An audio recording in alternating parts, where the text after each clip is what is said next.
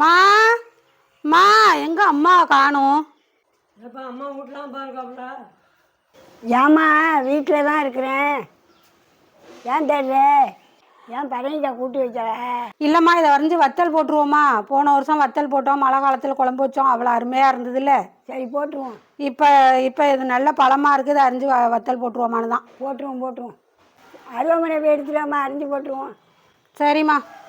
இது மாதிரி கீத்து அரிஞ்சு இந்த பூவை அரிஞ்சு எடுத்துட்டாங்க. இந்த பூவை அரிஞ்சு எடுத்துட்டு இந்த பாருங்க, இந்த மாதிரி அரியணுமா, இப்படி இந்த சோத்தையும் எடுத்துடணும். சோறே இருக்கக்கூடாதா? குழன்னு இருக்கும்ல, இப்படி எடுத்து விட்டு இப்படி பட்டையை சட்டி பண்ணணும். பட்டையும் சத்தின்னுமா?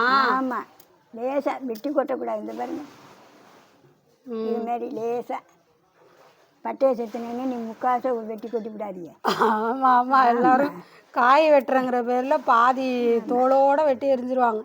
அது வெட்டி வெட்டி வெட்டி வெட்டி போடுறவ பார்க்குறானு. ஆமாம், அது மாதிரி வெட்டாமல் இப்படி லேசாக இப்படி இருந்தால அரிஞ்சிட்டேனே, குறுக்க ஒரு அரி அரிஞ்சிட்டு அப்படியே அரிஞ்சிக்க வேண்டியதான். இவ்வளோ தாங்க. இவ்வளோ கனமாக அரியணுமாம்மா? ஆமாம், காஞ்சா சின்னதாக போயிடும். இந்த பாருங்க, இந்த அளவுக்கு நான் கூட நைஸாக உருளைக்கிழங்கு செத்துற மாதிரி செத்தணும்னு நினச்சேன். இப்படி அரிஞ்சு போட்டு அம்மா வருஷம் வருஷம் போடுவாங்க, இருந்தாலும் நான் மறந்துட்டேன். இந்த பாருங்க, இப்படி போட்டு காய வச்சிடணும். இந்த மாதிரி இந்த அளவுக்கு பீஸ் வெட்டிக்கிட்டாங்க. ஆமாம், அப்படி வெட்டினாதான் காய். இது 2 நாளைக்கு காய வச்சு ஒரு உப்பு கல் போட்டு போதுமான உப்பு போட்டு அவிச்சு மறுபடியும் காய வைக்கணும். கொஞ்சமாக தண்ணி ஊற்றி உப்பை போட்டு அவிச்சு காய வைக்க வேண்டியதான். அவிச்சு காய வச்சா வருஷத்துக்கும் இருக்கும். அவ்வளோ அருமையாக இருக்கும் குழம்பு.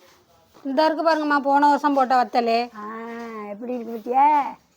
பாருங்க, போன வருஷம் 2 பழம் வாங்கி வத்தல் போட்டோம். பாருங்க எப்படி இருக்கு பாருங்க.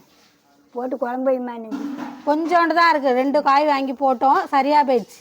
எப்படி இருக்குது பார்த்தீங்களா? துண்டு துண்டாக புளிக்குழம்பு, வத்த குழம்பு, சாம்பார் இதில் எல்லாம் போடலாம். இது வீட்டுக்காக தாங்க. எங்களுக்கும் கொடுப்பீங்களா அப்படின்னு கேட்டிங்கன்னா அந்த அளவுக்கெல்லாம் இல்லை.